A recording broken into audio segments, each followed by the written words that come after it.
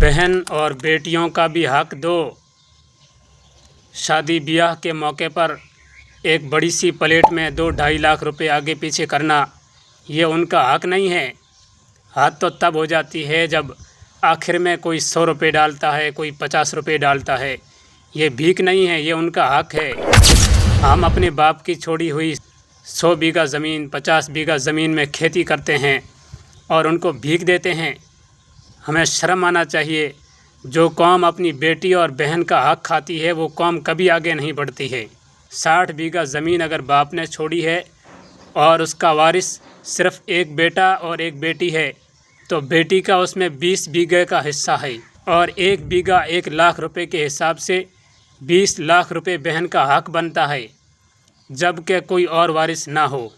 और हम 4-5 लाख रुपए देकर लोगों को दिखाते हैं कि हमने इतना मायरा दिया, अपनी बहन को इतना कुछ दिया। ये उनकी हेल्प नहीं है, ये उनका हक है। उनको ये बताना होगा कि ये बहन तेरा ये हक है। बहन और बेटियां हमसे क्या मांगती है? 20 साल के बाद वो किसी और घर चली जाती है, वहीं रहती है, वहीं अपनी नस्ल बढ़ाती है और वहीं दफन हो जाती है। ये शर्म के मारे हमसे कभी अच्छे कपड़े और अच्छी चूड़ियाँ भी नहीं मांगती और अपने घर चली जाती है। और मायरे में भी अगर ये नीयत होगी दिखावे की कि हमने अपनी बहन की इतनी मदद की है, तो फिर भी वो हक अदा नहीं होगा। वो बहन का हक होता है, वो भीख नहीं इधर उधर से जमा करके उनको देते हैं।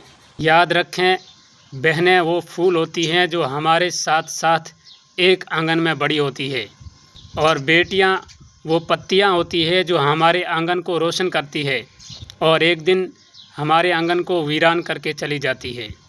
हमें उनका ख्याल रखना है और याद रखना है, जो कौम अपनी बहनों का हक खाती है वो कौम कभी आगे नहीं बढ़ती है।